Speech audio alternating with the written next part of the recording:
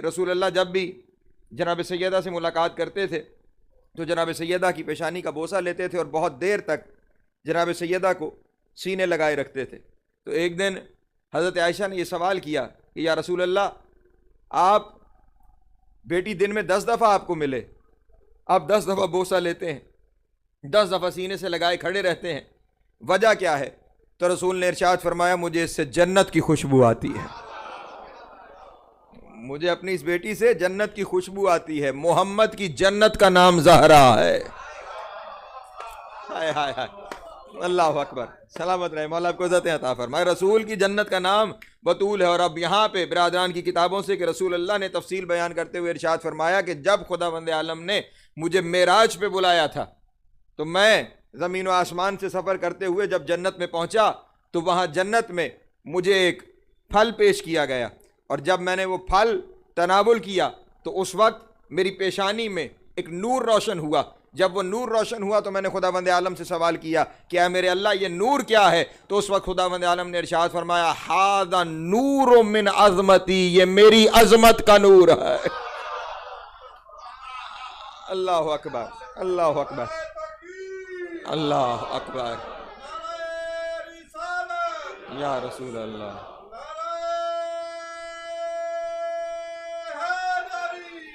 یا یہ سیدہ کائنات ہے، یہ زہرا ہے جو میں تمہیں عطا کرنے جا رہا ہوں۔ میرے اللہ سب کچھ وہاں میرے پاس بھیجا اور اسے لینے کے لیے مجھے یہاں بلایا گیا۔ تو آواز قدرت آئی کہ میرے حبیب یہ ہے اتنی بڑی ہستی کہ 1.25 لاکھ نبی جس کے نور کے متحمل نہ ہو سکے، اسے لینے آنا پڑے گا۔ اور یہ اس سطح کا تحفہ ہے کہ جسے خود وصول کیا جاتا ہے۔ اور پھر آپ قرآن مجید کی تلاوت کریں تو آپ کو ہر جگہ ملے گا کہ خداوند عالم اپنے حبیب کو مختلف جگہ پہ، مثلا ایک جگہ پہ ارشاد فرمایا قم اللیل الا قلیلا، رات کو زیادہ دیر کھڑے نہ ہوا کرو، تھوڑی عبادت کیا کرو۔ اور کہیں کیونکہ ہمیشہ عبدیت کا تقاضا یہ ہے کہ عبدیت شکر میں رہتی ہے ہر وقت، تو جو خداوند عالم کی طرف سے ملتا تھا رسول اللہ اس پہ شکر کرتے تھے۔ تو آواز قدرت آتی تھی کہ اب میرے حبیب ممنون نہ ہوا کرو، میرے ممنون نہ ہوا کرو، یہ تمہارا رتبہ ہی ایسا ہے کہ یہ سب کچھ تمہارا حق بنتا ہے جو تمہیں دیا جا رہا ہے، اس لیے ہمارے ممنون نہ ہوا کرو، ہمارے ممنون نہ ہوا کرو۔ وہ جو ہمیشہ اپنے حبیب کو کہتا تھا نا میرے ممنون نہ ہوا کرو، اس نے اسے دیتے ہوئے کہا میرے حبیب یہ میرا اتنا بڑا تحفہ ہے کہ آپ شکرانے کے طور پہ انا اعطیناک الکوثر فصل لربک وانحر، اے میرے حبیب آپ اس کے شکرانے کے طور پہ نماز بھی پڑھ اور قربانی بھی دے۔ توجہ نہیں فرما رہے میرے محترم دوست؟ اے میرے حبیب نماز بھی پڑھ اور قربانی بھی دے۔ اور یہاں پہ یہ خیال رکھیے گا، یہ جس نماز کا ذکر یہاں پہ ہو رہا ہے نا، یہ وہ نماز نہیں جو ہم پہ 5 وقت میں واجب نماز ہے۔ نماز واجب ہوئی ہے مدینہ آ کر۔ توجہ اذان محترم، ذرا تاریخ کے واقعات کو پڑھیے گا۔ حضرت عبداللہ ابن عباس سے روایت ہے، حضرت عباس ابن عبد المطلب سے، وہ فرماتے ہیں کہ ہم ایک دفعہ بیٹھے ہوئے تھے خانہ کعبہ کے پاس، تو ایک شخص میرے پاس آیا اور اس نے کعبے کی جانب، کعبے کے قریب کھڑے ہوئے تھے رسول اللہ، جناب خدیجہ سلام اللہ علیہا، امیر کائنات، یہ 3 ہستیاں کعبے کے پاس کھڑی ہوئی کچھ خاص ترتیب میں کچھ کر رہے تھے۔ وہ کہتے ہیں اس آنے والے نے مجھ سے پوچھا کہ یہ کون ہے اور کیا کر رہے ہیں؟ تو وہ کہتے ہیں میں نے تعارف کروایا، ایک میرا بھتیجا محمد ہے، دوسری ہماری بہو خدیجۃ الکبریٰ ہے، تیسرا بھی میرا بھتیجا علی ہے، یہ سارے جو کر رہے ہیں اسے نماز کہتے ہیں۔ اللہ اکبر، توجہ فرمائیے گا اذان محترم، یہ واقعہ کہاں کا ہے؟ مکے کا واقعہ ہے۔ کہاں کا واقعہ ہے؟ مکے کا واقعہ ہے۔ اور یہ جو فجر، ظہر، عصر، مغرب ہے، عشاء، یہ کہاں کے واجب ہوئی ہے؟ مدینے میں۔ یہ نماز پڑھی جا رہی ہے مکے میں، تو یہ کون سی نماز تھی جو مکے میں کعبے کے سامنے پڑھی جا رہی تھی؟ یہ زہرا کے عطا ہونے کا شکرانہ تھا۔ اللہ اکبر، یہ وہ شکرانہ تھا جو رسول اللہ ادا کر رہے تھے، جو جناب خدیجہ ادا کر رہی تھی، جو جناب امیر کائنات ادا کر رہے تھے، جناب سیدہ کی شکرانے کی نمازیں۔ مدینہ مکہ میں جتنی نمازیں پڑھی گئیں وہ نمازیں ہیں کہ جو اللہ کہہ رہا ہے اس عطا کے نتیجے میں پڑھنی چاہیے۔ یعنی یہ اتنی بڑی عطا ہے کہ اللہ اپنے حبیب کو کہہ رہا ہے اب شکر کرنا تیرا حق بنتا ہے۔ یہ جو کچھ دیا ہے ابھی تھوڑا تھوڑا جیسے جیسے آگے بڑھوں گا انشاءاللہ چیزیں آپ کے سامنے واضح ہوتی چلی جائیں گی. یہ اتنی بڑی عطا ہے کہ اس پہ شکر کرنا واجب بنتا ہے اور اس پہ قربانی بھی دے. اور اب یہ جو میں نے تجھے عطا کر دیا ہے نا, اب آج کے بعد ان شان اکا ہوول ابتر, آج کے بعد تیرا دشمن بے نام و بے نشان ہو جائے گا. یعنی دشمنوں کو بے نام و نشان کرنے والی تلوار کا نام زہرا ہے. اللہ اکبر. جو دشمنوں کو بے نام و نشان کر دے گی, جو دشمنوں کو ہمیشہ کے لیے ختم کر دے گی, جن کا تذکرہ ہی تاریخ سے مٹا دے گی, تو یہ وہ ہستی کے جو عطا اللہ عطا کے معنوں میں دے رہا ہے. اور اب تھوڑا سا اور اگر گفتگو کو آگے بڑھاؤں تو جو خداوند عالم نے اس بی بی کا یہاں پہ لقب استعمال کیا وہ کوثر, اس کوثر کا معنی کیا ہے؟ پھر برادران اہل سنت کے دو تعویلیں ہیں جو آپ کے سامنے پیش کرنا چاہتا ہوں. انہوں نے کوثر کی تعویل کرتے ہوئے دو جگہ پہ, پہلی کوثر کی تعویل ہی, کوثر کا مطلب ہے کثرت. پریشان تو نہیں آپ حضرات؟ کوثر کا کیا مطلب ہے؟ کثرت. اچھا کون سی کثرت؟ کاہے کی کثرت؟ کس طرح کی کثرت؟ یہ کون سی کثرت ہے جو جناب سیدہ کی ذات میں ہے؟ تو عرض کروں اپنے دوستوں کے سامنے, یہ کثرت کوانٹٹی کی کثرت نہیں, یہ کوالٹی کی کثرت ہے. توجہ توجہ اذان محترم, یہ کوانٹٹی کی کثرت نہیں ہے, یہ کوالٹی کی کثرت ہے. یہ وہ معیاری کثرت ہے جو قلت میں ہوتے ہوئے کثرت پہ غالب آ جائے. اللہ اکبر.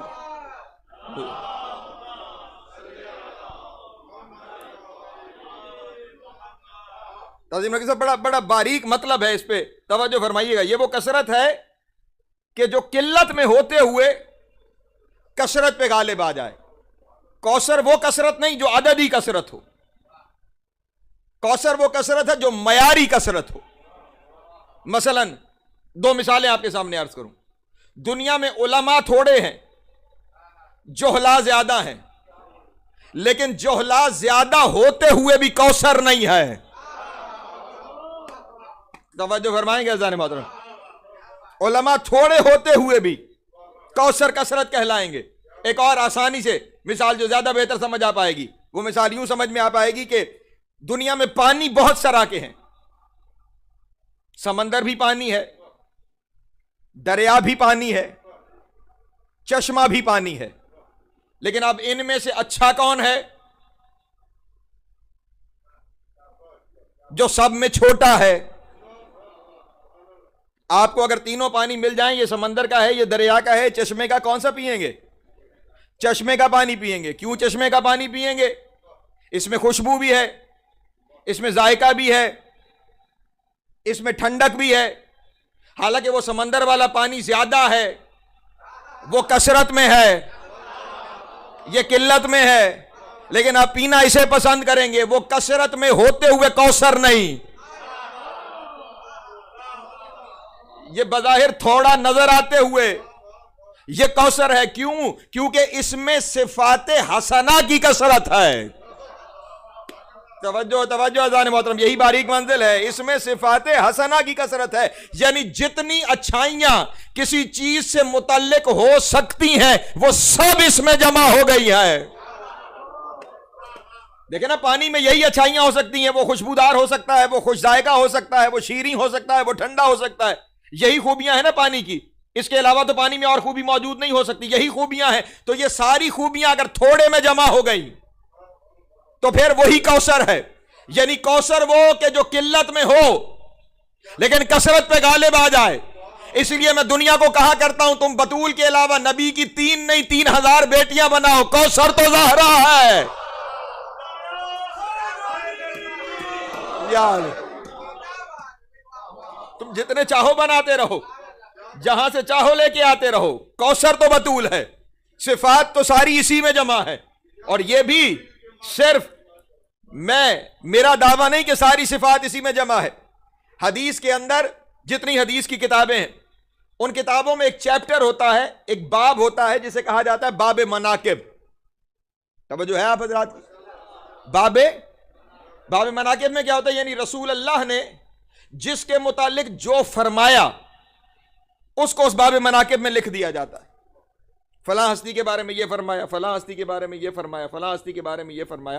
باب مناقب میں ہر ایک کے نام کا پھر آگے سب چیپٹر مزید بنتا ہے، ٹائٹل باب مناقب، اور اس میں سے یہ فلاں کے مناقب، یہ فلاں کے مناقب، یہ فلاں کے مناقب، یہ فلاں کے مناقب۔ میں پوری چیلنج سے کہہ رہا ہوں، آپ، میں نے کہا رسول کی 3 نہیں، 3000 نہیں، 4 نہیں، 4000 بیٹیاں بنائیے، لیکن کسی ایک کتاب میں باب مناقب فاطمہ کے علاوہ کسی کا باب دکھائیے۔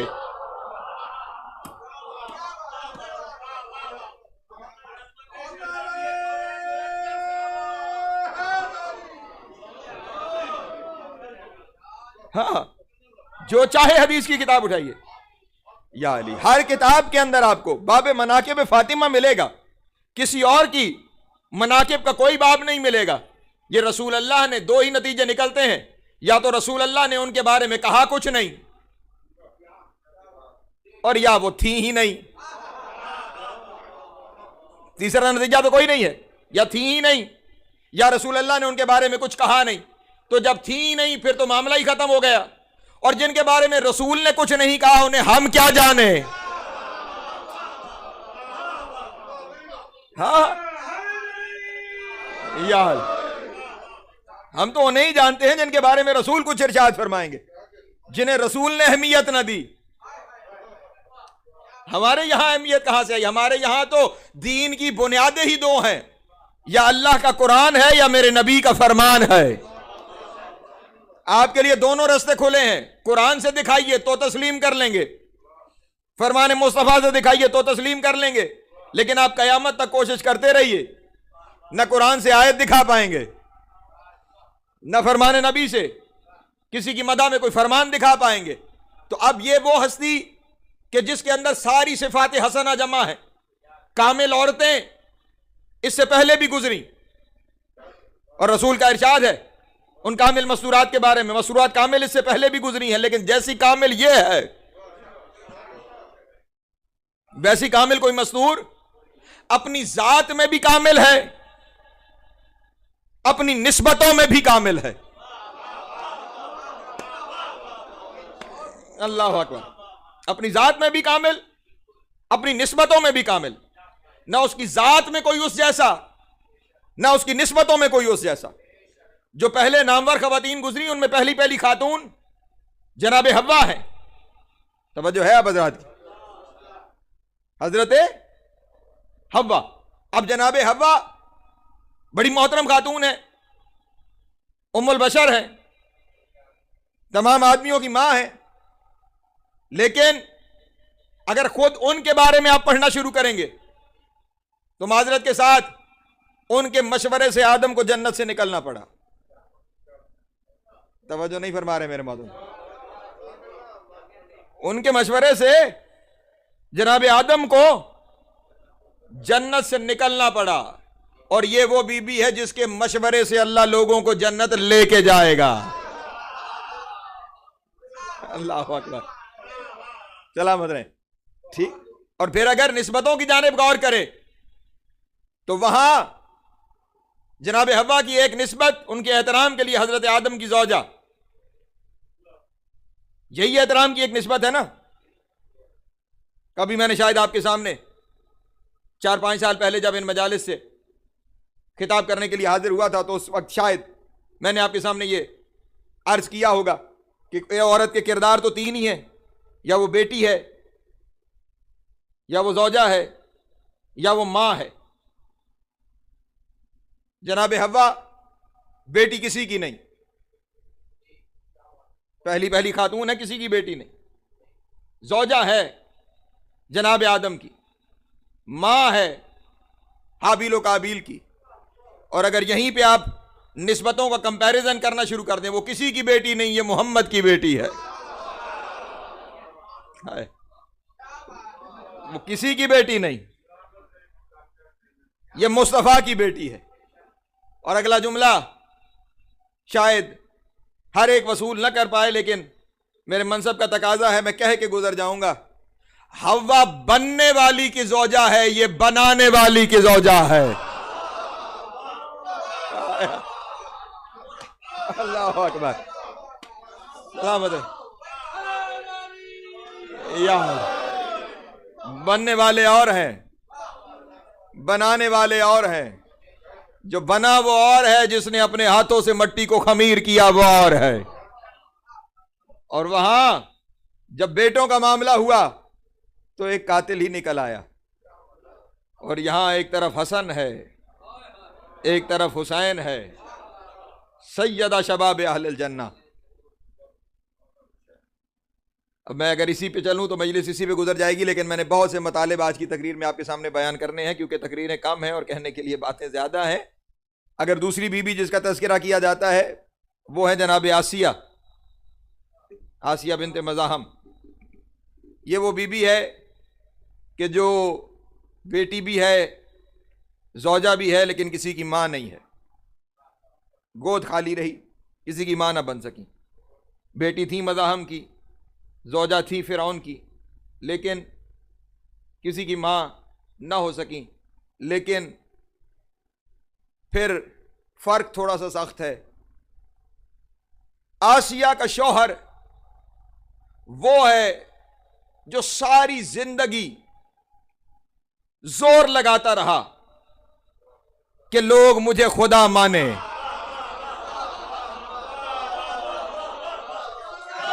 اللہ یا اللہ، اللہ کو سلامت رکھے، یہ سماعتیں سلامت رہیں۔ مجھ سے پہلے نتیجے پہ پہنچ جانے والوں کو سلام ہے، لیکن جو نہیں پہنچے انہیں لے کے جانا چاہتا ہوں۔ آسیہ کا شوہر ساری زندگی یہ کوشش کرتا رہا، زور لگاتا رہا کہ دنیا مجھے خدا مانے، اور لوگ خدا ماننے کو نہ آئے۔ اور بطول کا شوہر ہے جو ساری زندگی کہتا رہا میں خدا نہیں ہوں، میں خدا نہیں ہوں، اور آج بھی مخلوق کہہ رہی ہے تو ہی ہے۔ اللہ اکبر، سلامت رہے۔ ایک صلوات پڑھیں بآواز بلند آل محمد کی ذات کرم۔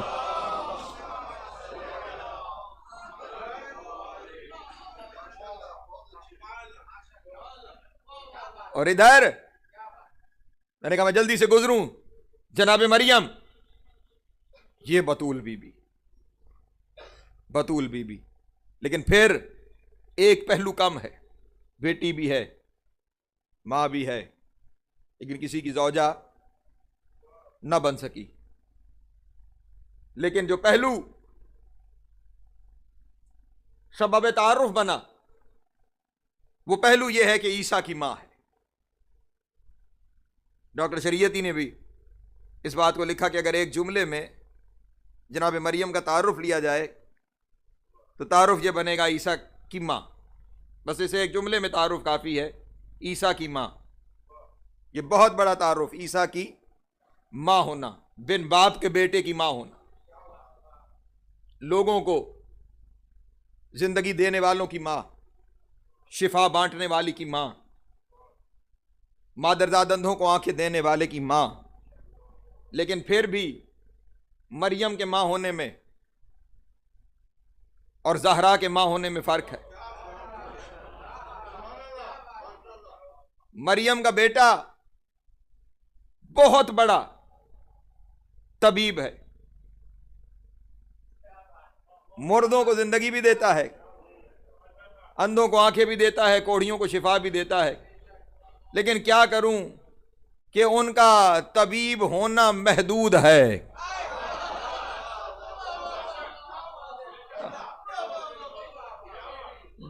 ڈاکٹر حضرات تشریف فرما ہے، طبیب ہے لیکن محدود طبیب ہے۔ ہاں، اور فخر الدین رازی نے بھی اس بات کو لکھا کہ ایک دفعہ ایک خاتون کو لے آیا گیا، بیمار تھی، کہا گیا کہ اسے شفا دیجئے۔ جناب عیسیٰ نے پھونک ماری کہ شفا مل جائے، لیکن وہ عورت ٹھیک نہ ہوئی۔ جناب عیسیٰ نے اپنے عمل کو دہرایا، وہ عورت پھر ٹھیک نہ ہوئی، پھر دہرایا، پھر ٹھیک نہ ہوئی۔ فوراً اپنے حجرے میں تشریف لے گئے، اور جو ان کا طریقہ کار تھا عبادت کا وہ یہ کہ دو زانو ہو کے بیٹھتے تھے اور دونوں ہاتھ یہاں پس گردن باندھتے تھے۔ دو زانو ہو کے بیٹھے، دونوں ہاتھ پس گردن باندھ کے خدا سے یہ عرض کرنے لگے میرے اللہ نبوت واپس لے لی یا معجزہ؟ آواز قدرت آئی میرے نبی جن کا صدقہ دیا ہے نا وہ دے کے واپس نہیں لیتا۔ ہائے،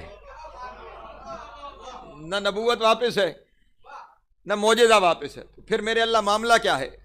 میرے معجزات میں معجزہ ہے کہ میں شفا دیتا ہوں اور اس عورت کو شفا نہیں ہو پا رہی، معاملہ کیا ہے؟ آواز قدرت آئی، عیسیٰ تمہیں کس قوم کا نبی بنایا گیا؟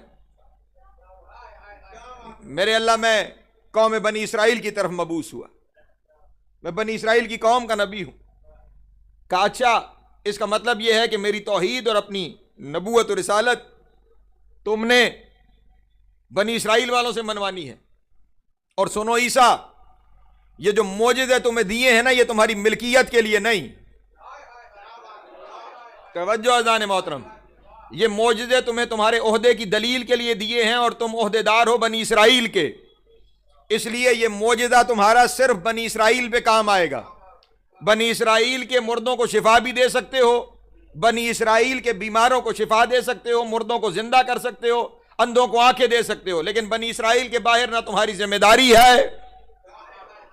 توجہ توجہ اذان محترم، بنی اسرائیل کے باہر تم ذمہ دار ہی نہیں ہو، جب ذمہ داری نہیں ان کے تو پھر معجزہ ان کے لیے نہیں ہے، اس لیے تم بنی اسرائیل کے باہر کے کسی فرد کو نہ زندہ کر سکتے ہو نہ شفا دے سکتے ہو۔ مریم کا بیٹا اپنی قوم سے باہر کے بندے کو شفا نہ دے سکے، اور بتول کے بیٹے کا پہلا مریض عرشی فرشتہ بن کے آئے۔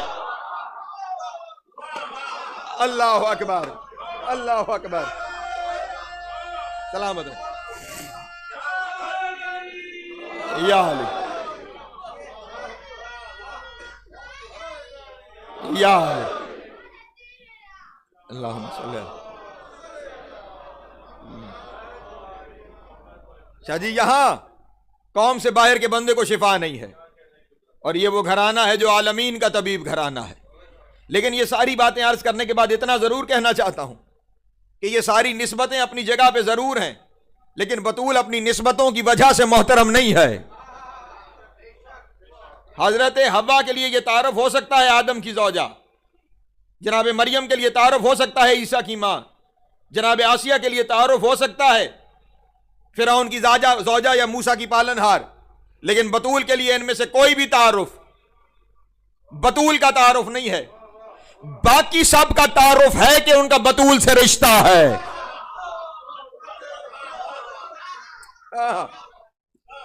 باقی سب کا یہ تعارف ہے کہ ان کا بطول سے رشتہ ہے، بطول کے لیے یہ تعارف نہیں ہے کہ بطول کا کسی سے رشتہ ہے۔ ہاں، اور اگر تعارف ہوتا تو چادر تطہیر کے نیچے اللہ رشتوں کو بطول سے متعارف نہ کرواتا۔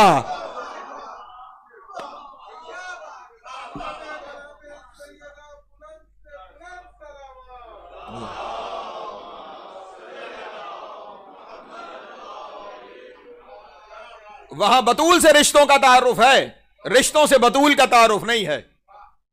بطول مرکز و محور تعارف ہے۔ تو اب یہ وہ ہستی کہ جس کے اندر سارے حسنات، ساری اچھائیاں ایک ہوتے ہوئے کائنات پہ بھاری ہے، ایک ہوتے ہوئے کائنات پہ بھاری ہے۔ اس لیے خداوند عالم نے کہا کوثر، یہ پہلی تعویل ہے جو وہاں سے بیان کی گئی۔ ایک دوسری تعویل جو عماد الدین ابن کثیر نے لکھی، انہوں نے لکھا کہ کوثر سے مراد صرف کثرت خیر نہیں، بلکہ یہ کوثر فعل کے وزن پہ مصدر ہے، اور مصدر اسے کہتے ہیں جہاں سے کوئی چیز برآمد ہو۔ کوثر خیر نہیں، مصدر خیر ہے۔ ہائے ہائے، اللہ اکبر، یہ بڑی اہم منزلیں ہیں جہاں آپ کو لے کے آ رہا ہوں۔ کوثر خیر نہیں، کوثر مصدر خیر ہے۔ کائنات میں جو خیر ہے وہ اس سے ملے گا۔ توجہ توجہ توجہ اذان محترم، کائنات میں جو خیر ہے وہ اس بی بی کی ذات گرامی سے ملے گا۔ اب میں نے کہا تھا میرے سامنے دو ہی چیزیں ہیں، یا قرآن ہے یا بیرادران کی کتابیں ہیں۔ ان کی کتاب سے کہہ دیا کہ یہ مصدر خیر ہے، ہر خیر اس بی بی سے ملے گا۔ تو اب تلاش قرآن سے کرتا ہوں کہ خیر کیا کیا ہے۔ توجہ توجہ اذان محترم، میرے ساتھ شامل رہیں گے تو میں کچھ کہہ پاؤں گا۔ ہاں، مجھے بھی عرصہ ہو گیا آپ کے درمیان حاضر ہوتے ہوئے، اور آپ بہتر اس انداز سے واقف ہیں کہ مجھے پڑھایا جائے تو میں پڑھ سکتا ہوں۔ ہاں، آپ شامل رہیں گے تو چند باتیں آپ کے سامنے عرض کرتا چلوں گا۔ مصدر خیر جناب سیدہ کی ذات گرامی. یا یوں کہہ دوں اگر جملے کو بدل کے کہوں, کوثر وہ ہوگی جو مصدر خیر ہے. آپ نے تلاش ہی کرنا ہے کہ کوثر کیا ہے, تو جو خیر کے مصدر, جہاں سے ہر خیر ملے. تو اب آئیے خیر کو قرآن مجید سے تلاش کرنا شروع کرتا ہوں. پہلے آپ کے سامنے سورہ آل عمران سے ایک آیت پڑھتا ہوں.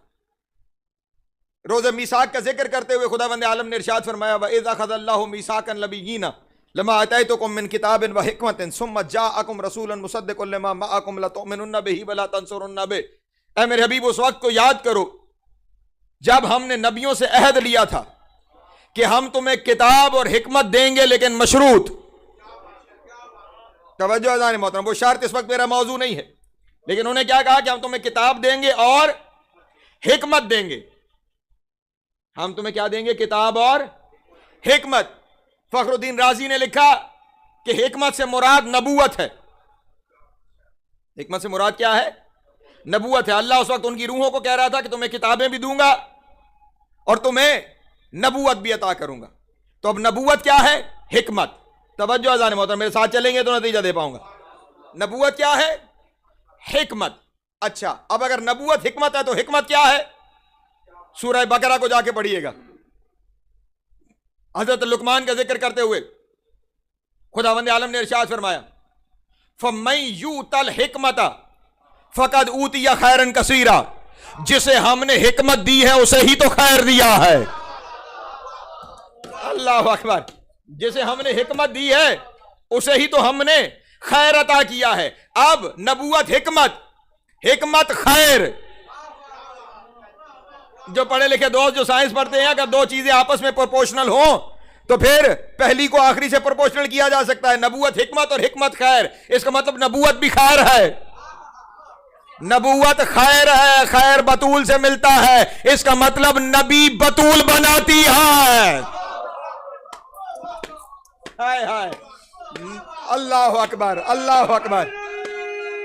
یا نبوت بطول تقسیم کرتی ہے. نبوت, ہاں پریشان ہو گئے آپ حضرات. ارے پریشان کیوں ہو رہے ہیں؟ آج شب جمعہ گزری ہے, اس مجلس کے شروع ہوتے آپ نے حدیث قصہ پڑھی ہوگی, یا رب ومن تحت القصہ. کیا جواب آیا تھا اس جانب سے؟ ہم اہل بیت النبوت و معدن الرسالہ.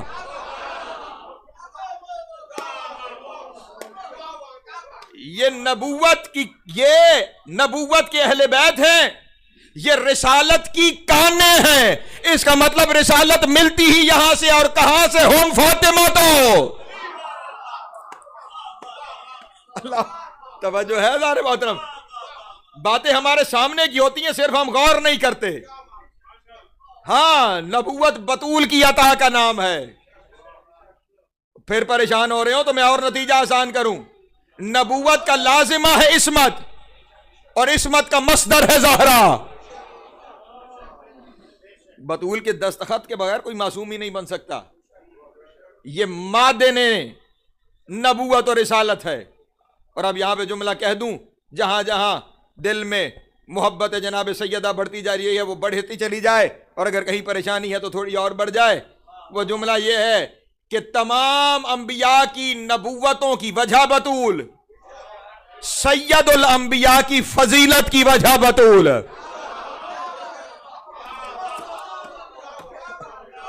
اللہ اکبر.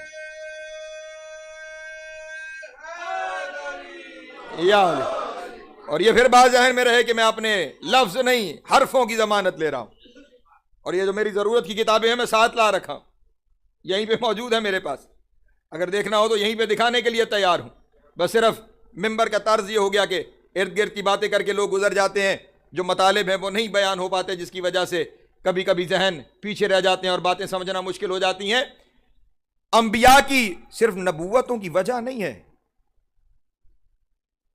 رسول کی حدیث ہے, کانت مفروضۃ الطاعۃ علی جمیع الانبیاء. میری بیٹی وہ ہے جس کی اطاعت ہر نبی پہ واجب ہے.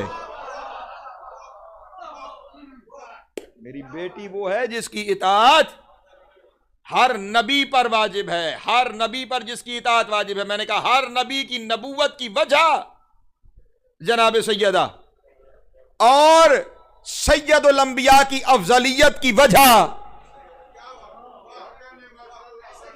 پھر سیدہ. چلیں میں اپنے اس بات پر ایک دلیل آپ کے سامنے عرض کرتا ہوں. یہ کتاب یہاں میرے پاس موجود ہے. اس کتاب کا نام ہے فاطمہ حلقہ وصل رسالت و امامت. کتاب لکھنے والے ہیں آیت اللہ وحید خراسانی، جو اس وقت قم المقدس میں آج جتنے مجتہدین موجود ہیں تقریباً سب انہی کی شاگردی سے فیض یاب ہیں. قم میں اس وقت سب سے سینئر ترین شخصیت منزل اجتہاد پر یہی شخصیت فائز ہے. ان کے دروس جو جمادی ثانی میں کچھ سال پہلے انہوں نے قم حرم جناب معصومہ قم میں ارشاد فرمائے، ان کو جمع کیا گیا اس کتاب کے اندر، اور انہوں نے اس کتاب کا نام رکھا حلقہ وصل. حلقہ کہتے ہیں کڑی کو. زنجیر کبھی آپ نے دیکھی ہو تو اس میں کڑیاں ہوتی ہیں جو ملی ہوتی ہیں، اور کبھی کبھی دو رسیوں کو ملانے کے لیے بھی ایک کڑی کا استعمال کیا جاتا ہے کہ وہ دونوں جانب اس کے رسیاں باندھ دی جاتی ہیں تو وہ متصل ہو جاتی ہیں اس حلقے کی وجہ سے. تو انہوں نے رکھا یہ حلقہ وصل ہے، دو رسیوں کو ملانے والا حلقہ ہے. اور وہ رسیاں کون سی ہیں؟ حلقہ وصل رسالت و امامت.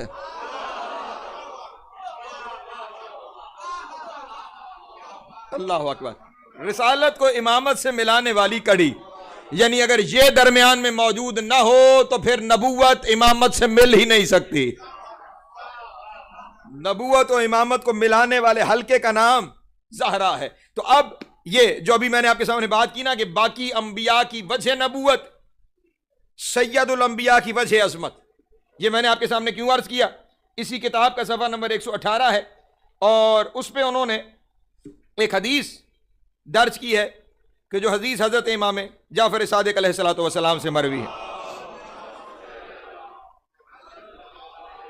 وہاں جو پیغام دینا تھا وہ دے دیا. یہاں پہ ایک بات صرف اپنے دوستوں تک پہنچانے کے لیے، کیونکہ جو بات کرنے جا رہا ہوں وہ آپ کے ذہنوں میں بھی کسی جگہ پہ کوئی خیال اور کوئی شک باقی نہیں رہنا چاہیے. ہر ایک بات واضح ہو جانی چاہیے، اور پھر وہیں پہ پلٹوں گا کہ باتیں وہاں سے آپ کے سامنے عرض کرنی ہے. امام سے یہ پوچھا گیا کہ آپ کی جدہ کا ایک نام نامی اسم گرامی زہرا ہے. زہرا، تو یہ ان کا نام زہرا کیوں رکھا گیا؟ اس کی وجہ کیا ہے؟ کیوں زہرا رکھا گیا؟ تو اس وقت اللہ اکبر امام علیہ السلام نے یہ ارشاد فرمایا کہ زمین و آسمان اور پوری کائنات تاریکی میں ڈوبی ہوئی تھی. انبیاء و ملائکہ اس تاریکی سے وحشت زدہ ہوئے، تو انہوں نے خداوند عالم سے یہ کہا کہ میرے اللہ ہمیں اس تاریکی سے نجات دلا. تو خداوند عالم نے ایک نور کو شق فرمایا اور اس سے زمین و آسمان کو منور کیا. توجہ اذان محترم. جب انہوں نے یہ عرض کی تو اس وقت اب بس حدیث سنیے گا. فقال لئن اللہ عز وجل خلقہا. اب انہوں نے جب نور خلق ہو گیا پھر سوال ہونا شروع ہوئے کہ نام زہرا کیوں ہے. تو فقال لئن اللہ عز وجل خلقہا من نور عظمت ہی، اللہ نے اس بی بی کو اپنے عظمت کے نور سے بنایا. اللہ اکبر. توجہ توجہ توجہ اذان محترم. اللہ نے اس بی بی کو اپنے عظمت کے نور سے بنایا. فلما اشرقت اضاءت السماوات والارض بنورہا، پھر اللہ نے زمین و آسمان کو اس کے نور سے منور کیا.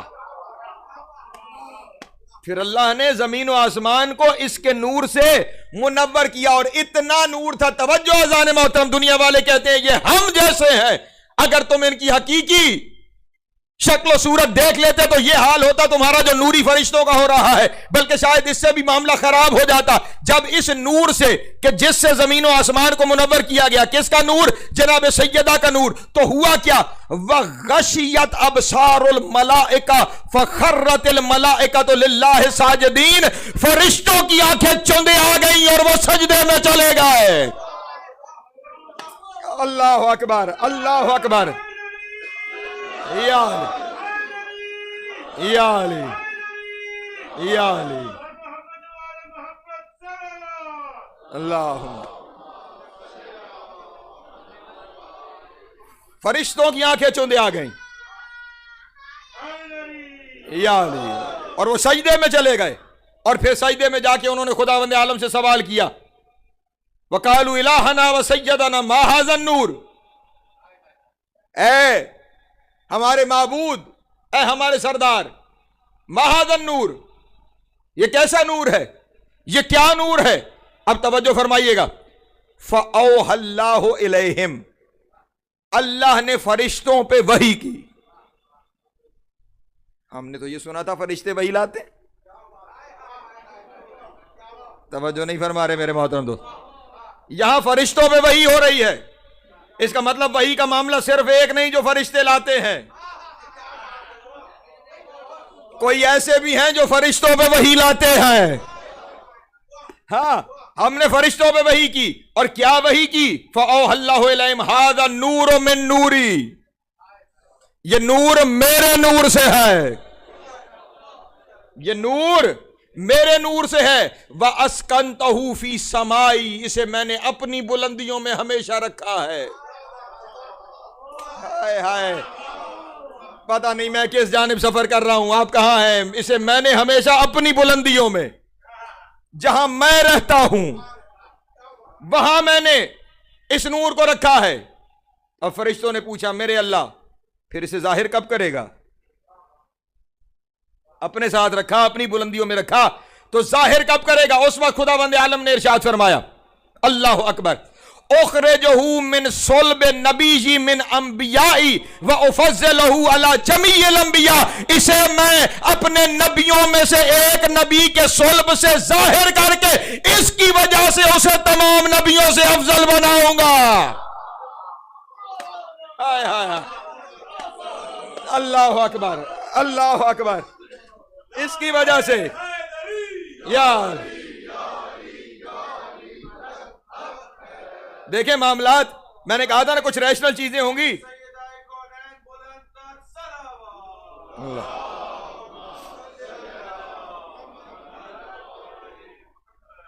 ریشنلی چیز کو یوں بھی سمجھ لیجئے، پڑھے لکھے دوست تشریف فرما ہے،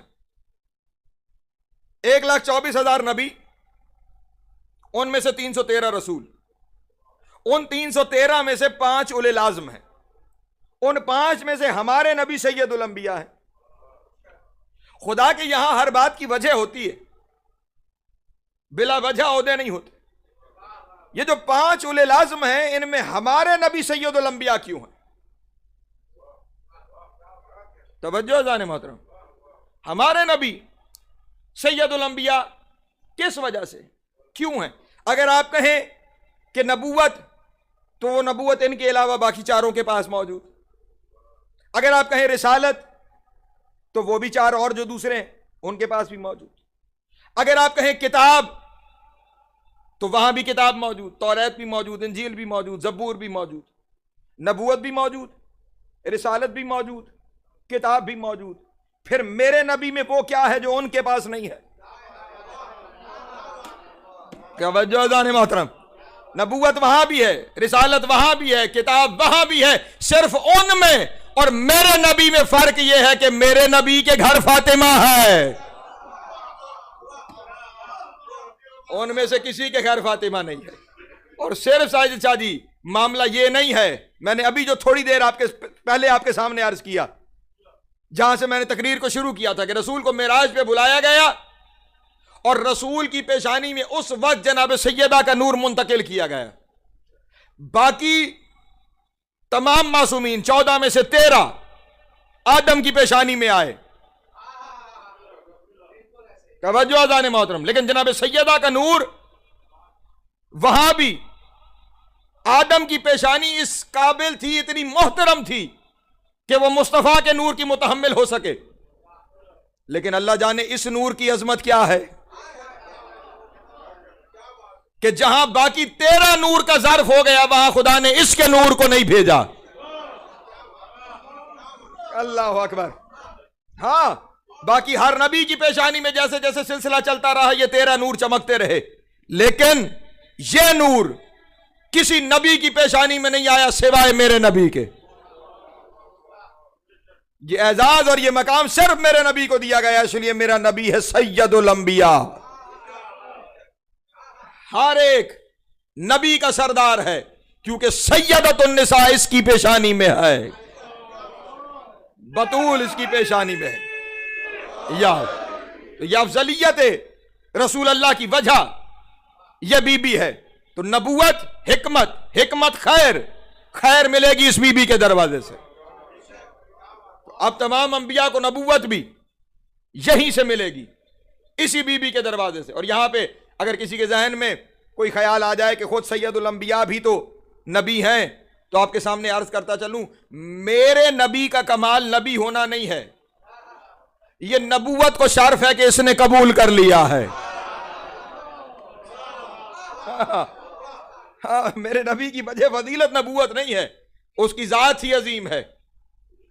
ہاں، وہ ذات جو خود من اللہ ہے، وہ عہدوں کی وجہ سے محترم نہیں، عہدے ان کی وجہ سے محترم ہے۔ ہاں، تو یہ بی بی نبیوں کو نبوت دینے والی وجہ افضلیت سید الانبیاء۔ خیر کی ایک اور منزل کی جانب چلتا ہوں، وقت بڑی تیزی سے آگے بڑھتا چلا جا رہا ہے۔ اور خیر کیا ہے؟ اسی خیر پہ پڑھوں تو خمسہ اسی پہ ہو جاتا ہے۔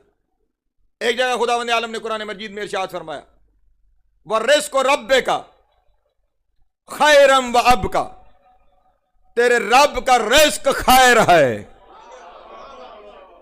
توجہ اذان محترم، تیرے رب کا رزق خیر ہے، مصدر خیر جناب زہرا ہے، اس کا مطلب رزق ملتا ہی اسی دروازے سے ہے۔ اللہ اکبر، رزق ملے گا ہی اسی دروازے سے۔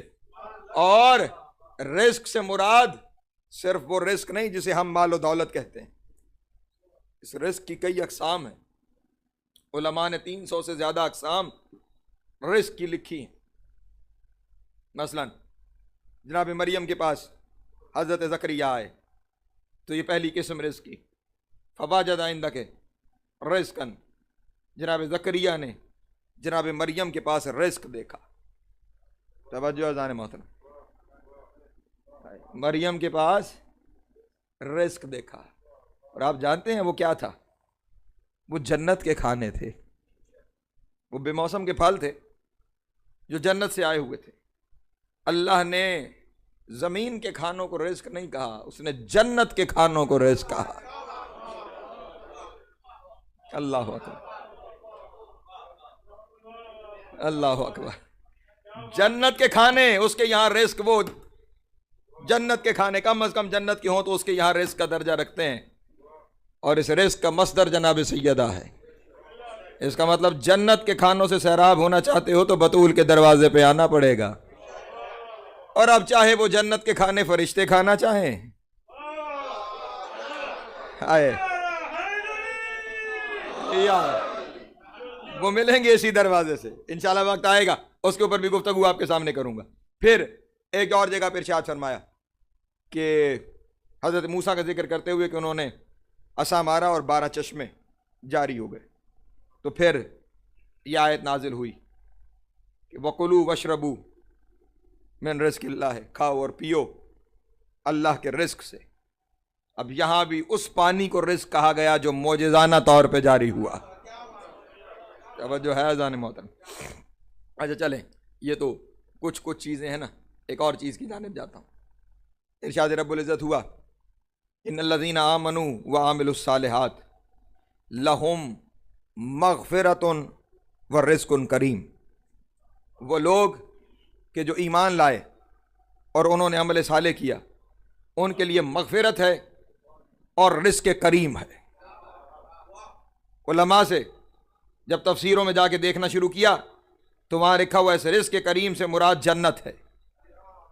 اس کا مطلب جنت رزق ہے، اور رزق کا مصدر جناب سیدہ کی ذات گرامی ہے۔ اب جسے جنت چاہیے بطول کے دروازے پہ آئے، اور جس نے بطول کا انکار کیا وہ جنت بھولے جہنم میں جائے۔ توجہ ہے اذان محترم؟ ہاں، وہ چھوڑے جنت کو اور وہ جہنم کی جانب چلا جائے۔ میں آگے بڑھوں، رزق خیر ہے۔ اب میں کون سا خیر آپ کے سامنے بیان کرنا شروع کروں؟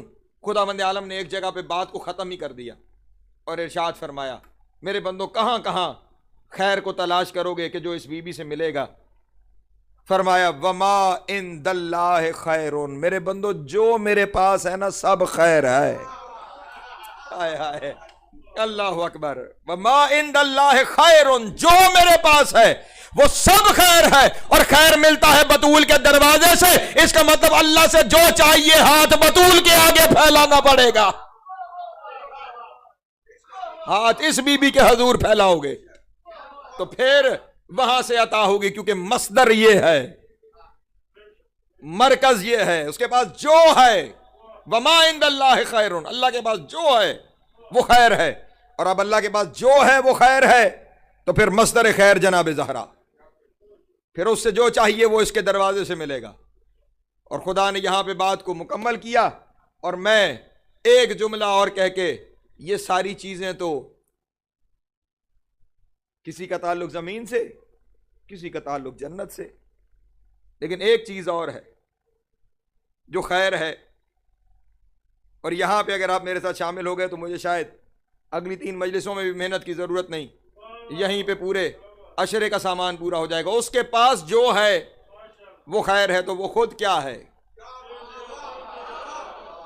ہائے ہائے آئے کہیں نظر آئے گا واللہ خیر الرازقین واللہ خیر الوارثین. اس کا مطلب وہ بھی خیر ہے، اب جسے اللہ چاہیے وہ بھی بطول سے ملے گا. اللہ اکبر. جسے خدا چاہیے اسے بھی بطول سے ملے گا. اور یہ بطول سے خدا نہ لینے کا نتیجہ ہے کہ دنیا آج تک اپنے خدا کی ٹانگ جہنم میں دکھا رہی ہے.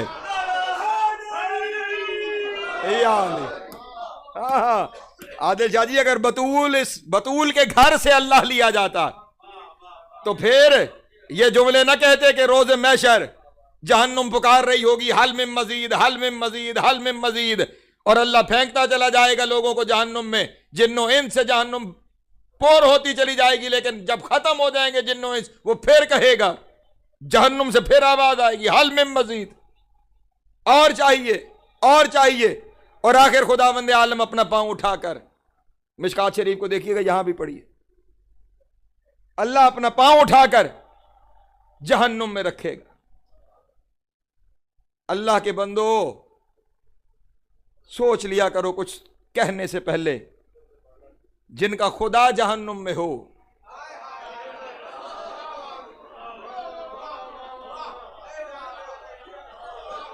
اس کے بندوں کو جنت کون لے جائے گا؟ یہ سارا اسی بات کا نتیجہ ہے کہ خدا وہاں سے نہیں لیا گیا جہاں سے لینا چاہیے تھا. خدا بھی اسی دروازے سے ملے گا. یہیں سے آ کے خدا لو تاکہ تمہیں پتہ چل سکے کہ خدا کیا ہے. اسی لیے خدا کا اگر کوئی تصور حقیقی معنوں میں ہے تو وہ صرف ان کے یہاں ہے جنہیں خدا بطول کے دروازے سے ملا. توجہ ہے میرے محترم دوستوں کی؟ اور بس سمیٹا میں نے اپنا بیان بس ایک اور آیت کے اوپر. کل میں نے وہ آیت پڑھی تھی، آج اس کا نتیجہ آپ کے سامنے پیش کر رہا ہوں. کل میں نے آپ کے سامنے عرض کیا تھا، اب یہ خیال رہے بطول خیر بطول ہے، مصدر خیر بطول ہے. میں نے کیوں یہ مضمون شروع کیا؟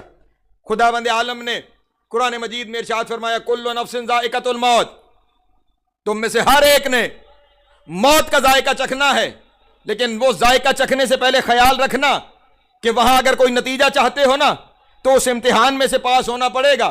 جو امتحان ہم نے تمہیں یہاں جس امتحان میں مبتلا کیا ہے، میرے اللہ کون سا امتحان؟ وَنَبْلُوكُمْ بِالشَّرِّ وَالْخَيْرِ، ہم نے تمہارا امتحان لینا ہے خیر اور شر کے ذریعے. اس کا مطلب یہ ہوا روز محشر کا سارا انحصار یہ ہے کہ دنیا پہچان لے بطول سچی ہے.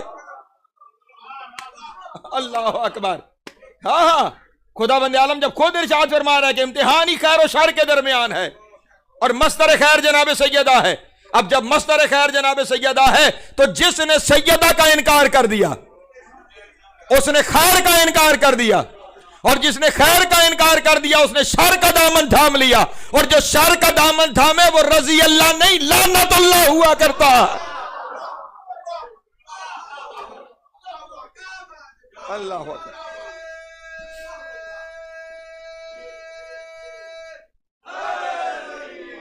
یا علی توجہ ہے حضرات محترم. اب اس کا مطلب یہ ہوا بس سمجھ گیا میرا بیان. توحید خیر بطول سے ملے گی, رسالت خیر بطول سے ملے گی, قیامت محشر فیصلہ ہی خیر پر, بطول کو ماننے پر. تو اب برادران اہل سنت سے جو میں نے کہا تھا, میں آپ کو بتاؤں کہ نقصان کیا کیا ہوا. اپنے دوستوں کو جہاں جہاں موجود ہے, چاہے وہ یہاں چاہے کہیں موجود ہے, اپنوں میں موجود ہیں یا باہر موجود ہے, کہ بطول کے حق کا انکار, کچھ یہاں بھی آ گئے ہیں, بطول کے حق کا انکار کرنے سے نقصان کیا ہوا. برادران کے یہاں 3 ہی اصول دین ہیں, توحید, نبوت, قیامت. توحید بطول کے دروازے سے, نبوت بطول کے دروازے سے, قیامت میں کامیابی بطول کے دروازے سے. جب دین ملتا ہی بطول سے ہے تو بطول کو چھوڑ کے بے دین کیوں ہو رہے ہو؟ اللہ اکبر. ہاں ہاں, بطول کا انکار, بطول کا انکار نہیں, بطول کا انکار دین کا انکار ہے. بطول کا انکار توحید کا انکار, بطول کا انکار رسالت کا انکار, بطول کا انکار محشر کا انکار ہے. صرف انکار پہ یہ عالم ہے. تو وہ کہ جنہوں نے اتنا ظلم کیا کہ نبی کی بیٹی کو یہ کہنا پڑا کہ اگر یہ مصیبتیں روشن دنوں پہ آتی تو وہ دن سیاہ راتوں میں تبدیل ہو جاتے. بڑی مشکل منزل پہ ہوں عادل شاہ جی, جو جملہ کہنے جا رہا ہوں. میں پہلے ہاتھ باندھ کے معافی چاہتا ہوں, لفظ سخت ہیں لیکن چھپانا نہیں چاہتا, کیونکہ چھپانے والا بھی مجرم ہے. یہ حرم امام حسین علیہ الصلوۃ والسلام میں 1 جمادی الاول سے ایام فاطمیہ کی عزائی تقریبات کا سلسلہ شروع ہو جاتا ہے. غالباً 3 یا 4 سال پہلے میں انہی دنوں میں کربلا محلہ میں تھا. ایک ذاکر نے حرم امام حسین میں ایک جملہ کہا, اور ایسے لگ رہا تھا کہ جیسے حرم کے در و دیوار بھی ہل رہے ہیں, ان سے بھی گریے کی آواز آ رہی ہے, اور خود ذریعہ حسین ابن علی سے گریے کی آواز. اس نے بڑے اشارے کنائے میں جملہ کہا, اور میں بھی اسی اشارے میں یہ جملہ کہوں گا, اور اس پہ اسے مجلس چھوڑنی پڑ گئی. وہ جملہ یہ تھا, اس نے کہا کہ بطول کے دنیا سے چلے جانے کے بہت عرصے کے بعد ایک دن صاحب حکومت نے حضرت ابو ذر کو گرفتار کر لیا. علی بیان کرنے کے جرم میں حضرت ابو ذر کو گرفتار کیا. حضرت ابو ذر کو جب دربار میں لایا گیا تو دونوں جانب سے سپاہیوں نے ان کے ہاتھ پکڑ رکھے تھے, لیکن پھر بھی جناب ابو ذر کی زبان سے علی کے فضائل جاری تھے. بار بار روکنے کے باوجود ابو ذر روک نہیں رہے تھے. وہ جو تخت پہ بیٹھا ہوا تھا نا, جس نے بطول پہ ظلم کیا تھا, وہ اترا اور اس نے جا کر اپنے دائیں ہاتھ سے حضرت ابو ذر کے چہرے پہ تماچا رسید کیا. مجھے معاف کیجیے گا, اس نے اس زور سے حضرت ابو ذر کے چہرے پہ تماچا رسید کیا کہ حضرت ابو ذر کی آنکھ سے خون جاری ہو گیا, اور حضرت ابو ذر نے زمین پہ بیٹھ کے دھاڑے مار کے رونا شروع کر دیا. سپاہیوں نے قریب آ کر کہا, ابو ذر مرد ہو کر ایک تماچے پہ اتنا رو رہا ہے. ماتم کر کے کہنے لگا, اپنے تماچے پہ نہیں رو رہا, آج مجھے پتا چلا 3 مہینے اپنے چہرے کو چھپا کے کیوں بیٹھی رہی, اور اپنے بچوں سے کہتی تھی میرے بچوں میرا چہرہ نہ دیکھنا, ورنہ تمہاری زندگی کے اسباب باقی نہیں بچ.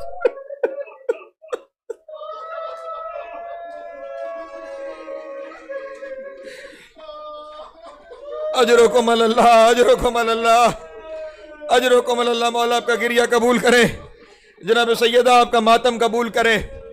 زخمی ہوئی ہے نبی کی بیٹی نبی کے فوراً بعد. پھر روایت آپ کے سامنے بیان کرتا ہوں, روایت سنیے گا. رسول کے صحابی ہیں حضرت مقداد, صحابہ رسول سے روایت ہے.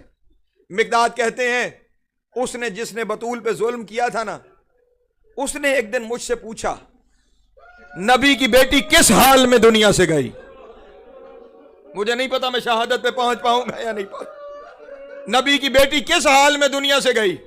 مقداد کہتے ہیں میری آنکھوں سے آنسو جاری ہو گئے, اور میں نے جملہ کہا, اور وہ جملہ کتابوں میں درج ہے. حضرت ابو ذر کہتے ہیں لقد ذہبت من الدنیا काना दम्मो यखरुजु मिन ज़हरिहा व जंबिहा बेसबब ज़रबिका लहा बिस्सैफ वस्सौत। अबू ज़र मिक़दाद ये कहते हैं कि नबी की बेटी इस हाल में दुनिया से गई कि उसके पहलू से भी खून जारी था, उसकी पुश्त से भी खून जारी था। पूछने वाले ने पूछा किस वजह से?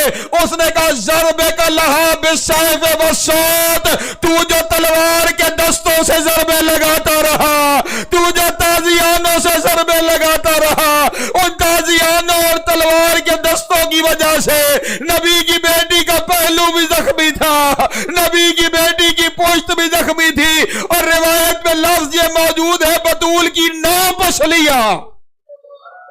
हाय हाय, अजरुकुम अल्लाह, अजरुकुम अल्लाह। हाँ हाँ, हर मजलिस में आप कहते हैं ना कि सैयदा पुरसा लेने आई होंगी हुसैन का। मैं कहता हूं आज हुसैन आया होगा मां का पुरसा लेने के लिए। आज हमने हुसैन को पुरसा देना है। आज मौला को कहना है मौला आपकी मां के बड़े अरमान हैं, मौला आपकी मां के दुख में गिरिया करने वाले बैठे हैं। आज ऐसे रोने की कोशिश करना जैसे हुसैन मां पे रोया। अजरुकुम अल्लाह, अजरुकुम अल्लाह। 9 पसलियां बतूल की टूट गई। तिब से ताल्लुक रखने वाले दोस्त तशरीफ फरमा है, जिसकी एक पसली टूट जाए ना, हाय, ना वो दाएं पहलू लेट सकता है, ना वो बाएं पहलू लेट सकता है, बल्कि उसका बिस्तर पे लेटना ही मुहाल हो जाता है। वो जितनी दफा सांस लेता है हर सांस से तकलीफ होती है, हर सांस से दर्द होता है। जिसकी एक पसली टूट जाए उसका ये हाल है, तो जिसकी 9 पसलियां टूट जाए उसका क्या हाल होगा। इसीलिए उम्मे ऐमन रो रो के कहती थी इन 3 महीनों में मैंने नबी की बेटी को लेटे हुए नहीं देख। अजरुकुम अल्लाह, अजरुकुम अल्लाह। मौला आपका गिरिया कबूल करे। लेकिन रोज़े शहादत है ना, मुझे माफ कीजिएगा, एक जुमला और कहना चाहता हूं। ये जो हाल बयान किया है मिक़दाद ने, ये किस दिन का हाल है? वो कहते हैं लका ज़हबत मिन दुनिया, जिस दिन दुनिया से गई उस दिन ये हाल था कि पहलू से खून जारी, पुश से खून जारी। अब मेरे शिया सुन्नी दोस्त मेरी बात को समझना, जिस दिन गई है उस दिन ये हाल था। गई कब है? जख्मी होने के कम अज कम 75 दिन के बाद, कम अज कम, वरना 95 दिन की रिवायत, ये 3 जमादी सानी 95 दिन की रिवायत है। जो 95 दिन बाद जिसका हाल था उस दिन क्या हाल होगा जिस दिन जख्मी हुई होगी। और इसीलिए एक दिन जनाब सैयदा के जाने के बाद अली दीवार के साथ माथा रख के गिरिया कर रहे थे, और आम गिरिया नहीं, धाड़े मार के अली रो रहे थे। सलमान ने करीब आके कहा आका मौला इतना गिरिया, क्या कभी मर्द भी इतना रोते हैं? रोते हुए कहा सलमान मैं तुझे क्या बताऊं कि नबी की बेटी कितनी जख्मी थी। कहा मौला बताइए। कहा बस एक बात समझ ले, कफनहा बेसबत असबातेन, उस दिन भी इतना खून जारी था मुझे नबी की बेटी को 7 चादरों में कफन देना पड़ा। एक चादर पहनाता था खून, फिर चादर पहनाता था खून, इतना खून जिसका जाते हुए बह रहा था। अल्लाह जाने उस दिन उसका क्या हाल होगा जिस दिन उसे जख्मी किया गया होगा। 3 महीने समेटा मैंने अपना बयान, रोज़े शहादत की वजह से मसाइब तवील किए मैंने। 3 महीने नबी की बेटी ने इस हालत में गुजारे कि दायां हाथ पहलू से उठने नहीं पाया। अजरुकुम अल्लाह, दायां हाथ पहलू से उठने नहीं पाया।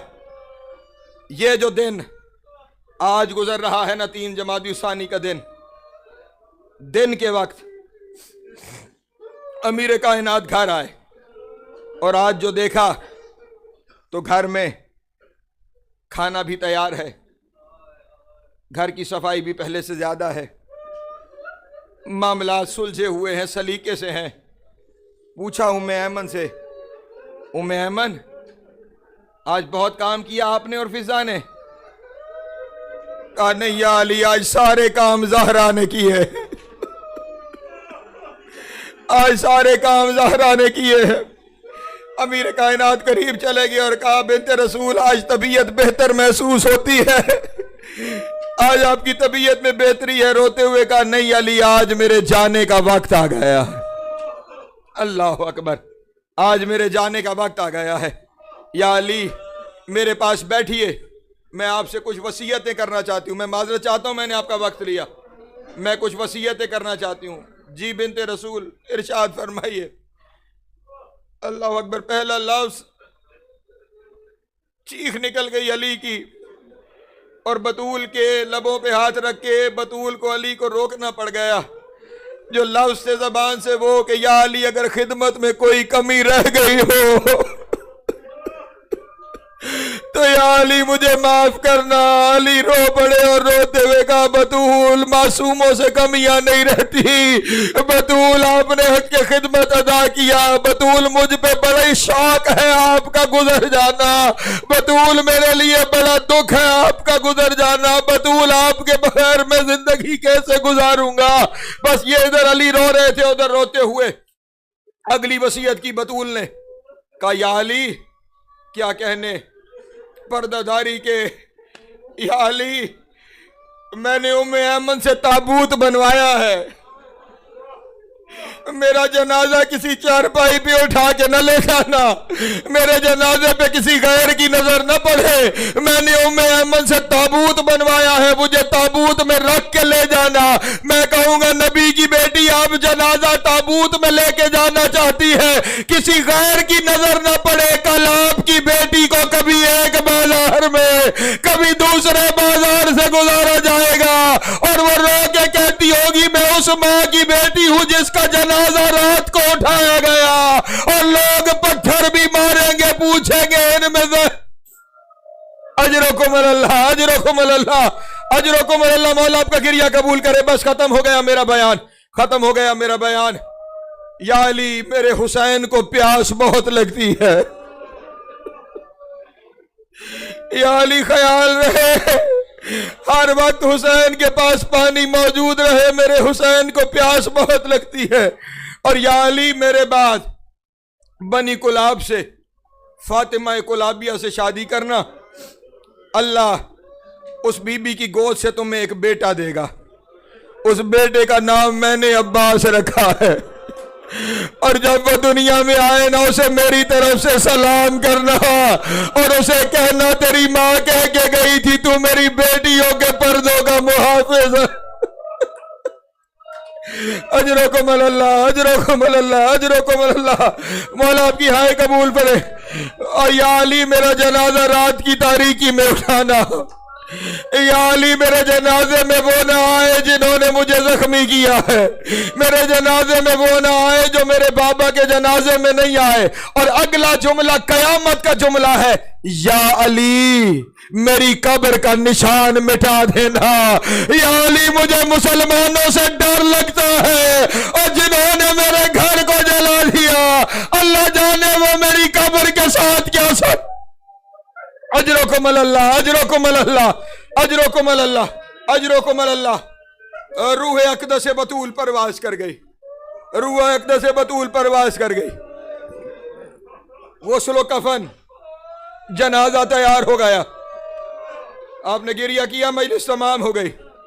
بس جو آیا ہے نا آج کربلا سے اسے پرسہ دینے کے لیے آخری جملہ کہہ رہا ہوں۔ جنازہ تیار ہوا، جنازہ اٹھانے کا وقت آیا، ہر ایک بطول سے الوداع کر رہا ہے، سب نے الوداع کر لیا، اکیلا رہ گیا حسین۔ سب گریہ کر لیجئے گا، ختم ہو گئی مجلس، تمام ہوئی مجلس۔ گھر کے ایک کونے پہ بیٹھا ہوا زہرا کا لال گریہ کر رہا ہے۔ علی نے قریب جا کر کہا حسین ماں سے ملو گے نہیں، ماں کا آخری دیدار ہے۔ رو کے کہا بابا میری ماں فخر مریم ہے، میں فخر عیسیٰ ہوں، मरियम ने ईसा को कफन में बुलाया था, माँ बुलाएगी तो मैं जाऊंगा। बस हुसैन का ये कहना था। और मेरा आखिरी जुमला, जो हाथ 3 महीने पहलू से नहीं उठा, वो हाथ कफन से बाहर आया। आवाज आई, आओ मेरा 3 दिन का प्यासा हुसैन, आओ मेरा 3 दिन का भूखा हुसैन, आओ मेरा उम्मत के ऊपर जुल्म हुसैन, आजा मेरा हुसैन, आजा मेरा हुसैन। हुसैन आगे बढ़े, माँ के मैयत पे हुसैन गिरे। हुसैन ने गिरिया करना शुरू किया। अर्श पे ज़लज़ला आया। अल्लाह ने जिब्रील को नाजिल किया, जिब्रील जाओ अली को कहो कि हुसैन को माँ से हटाए वरना मेरा अर्श गिर जाएगा। जिब्रील नाजिल हुए। अली और जिब्रील ने बड़े प्यार से पकड़कर हुसैन को माँ के लाशे से जुदा किया। मैं कहूंगा या हुसैन बड़ी मजलूमियत है, लेकिन आपको माँ के जनाजे से बाबा ने, जिब्रील ने प्यार से हटाया। और मेरा सलाम 4 साल की ज़हरा पे करबला में बाबा के लाशे से प्यार से नहीं हटाया गया, तमाचे मारे गए और रो रो के कहती थी, बाबा आपके बाद रुखसारों का रंग बदल।